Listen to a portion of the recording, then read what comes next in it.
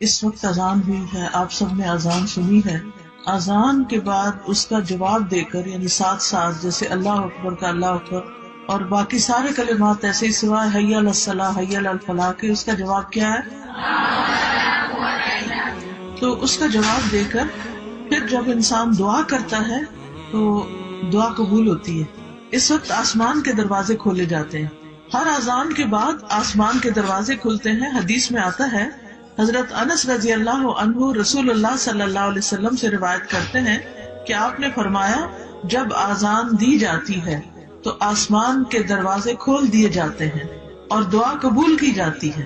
کتنا مبارک وقت ہے یہ. اس لیے جب آپ جیسے گھر میں ہوتے ہیں نا، تو ہم باتیں کر رہے ہوتے ہیں، پرواہ نہیں کرتے اذان ہو رہی ہے نہیں ہو رہی، اور ہم اپنی پریشانیاں بتا رہے ہوتے ہیں ایک دوسرے کو.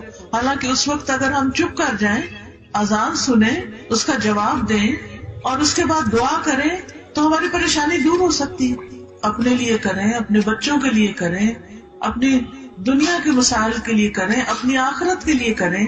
کتنا کچھ ہے مانگنے والا. ہم کتنی چیزوں کے لیے پریشان رہتے ہیں اور کتنا اچھا موقع اللہ سبحانہ وتعالیٰ نے ہمیں دیا ہے، لیکن علم نہ ہونے کی وجہ سے ہم فائدہ نہیں اٹھا پاتے.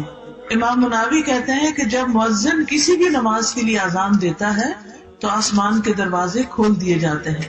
ایک اور روایت میں آتا ہے، سہل بن سعد رضی اللہ عنہ نبی صلی اللہ علیہ وسلم سے روایت کرتے ہیں کہ 2 وقت ایسے ہیں جن میں آسمان کے دروازے کھول دیے جاتے ہیں اور دعا مانگنے والے کی دعا کم ہی رد کی جاتی ہے، یعنی قبول ہو جاتی ہے. جب اذان کا وقت ہو اور جب جہاد فی سبیل اللہ میں صف بندی ہو، اللہ کے راستے میں لوگ صف بنائے ہوئے ہوں. اس وقت ماشاءاللہ آپ صفیں بھی بنائے ہوئے ہیں اور اذان بھی ہوئی ہے اور ایک نیک مبارک مجلس ہے. اللہ کی خاطر ہم سب یہاں جمع ہوئے ہیں، تو ہمیں کیا کرنا چاہیے؟ اپنے لیے دعائیں مانگنی چاہیے. جو بھی آپ کی زندگی میں کوئی مسئلہ ہے، کوئی پریشانی ہے، کوئی فکر فاقہ ہے، کوئی دکھ ہے، کوئی بیماری ہے، کچھ بھی ہے.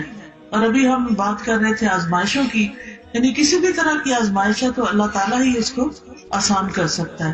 اسی طرح اقامت کے بعد بھی آسمان کے دروازے کھلتے ہیں.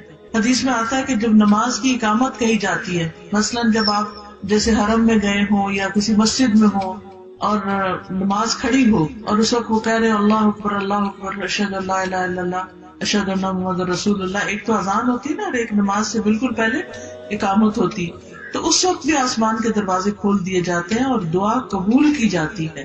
یہ صحیح ترغیب و ترہیب کی حدیث ہے. اسی طرح ہر فرض نماز کے بعد دعا قبول ہوتی ہے.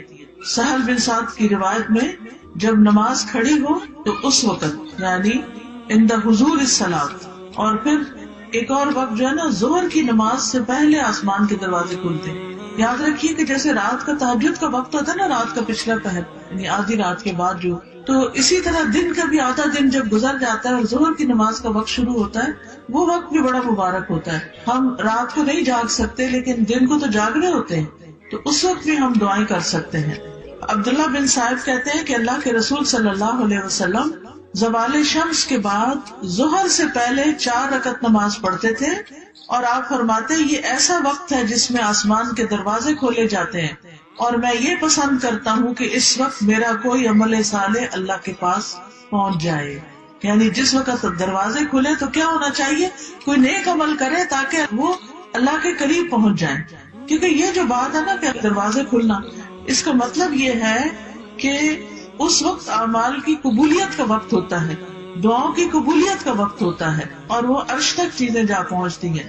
اسی طرح یہ تسبیح جو پڑھتے ہیں ہم، اللہ اکبر کبیرہ والحمد للہ کثیرہ وسبحان اللہ بکرۃ واصیلا، اس کے بارے میں آتا ہے، ابن عمر کہتے ہیں ایک دفعہ ہم اللہ کے رسول صلی اللہ علیہ وسلم کے ساتھ نماز پڑھ رہے تھے کہ لوگوں میں سے ایک آدمی نے یہ تسبیح پڑھی کہ اللہ سب سے بڑا ہے، اللہ بہت بڑا ہے، اور تمام تعریف اللہ کے لیے بہت زیادہ ہے، اور صبح اور شام اللہ کی تسبیح ہے، وسبحان اللہ بکرۃ واصیلا. اس پر رسول اللہ صلی اللہ علیہ وسلم نے پوچھا کہ یہ کلمہ کس نے پڑھا ہے، کون ہے یہ؟ تو لوگوں میں سے ایک آدمی نے کہا اللہ کے رسول میں ہوں، میں نے یہ اللہ کی تعریف بیان کی ہے. آپ نے فرمایا مجھے ان پر بہت حیرت ہوئی، ان کلمات کے لیے آسمان کے دروازے کھول دیے گئے، یعنی اس کی قبولیت کے لیے. ابن عمر کہتے ہیں میں نے جب سے یہ بات رسول اللہ صلی اللہ علیہ وسلم سے سنی ہے، اس کے بعد ان کلمات کو کبھی بھی نہیں چھوڑا. تو آج کے بعد آپ بھی پلے باندھ لیں اور کبھی نہ چھوڑے.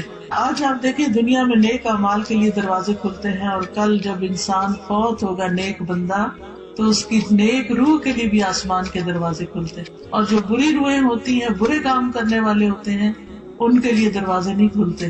ان کی روح کو واپس پٹکایا جاتا ہے اور سجین میں بھیج دیا جاتا ہے. تو اس لیے اللہ کا ذکر کرنے میں کبھی بھی کوتاہی نہ کریں.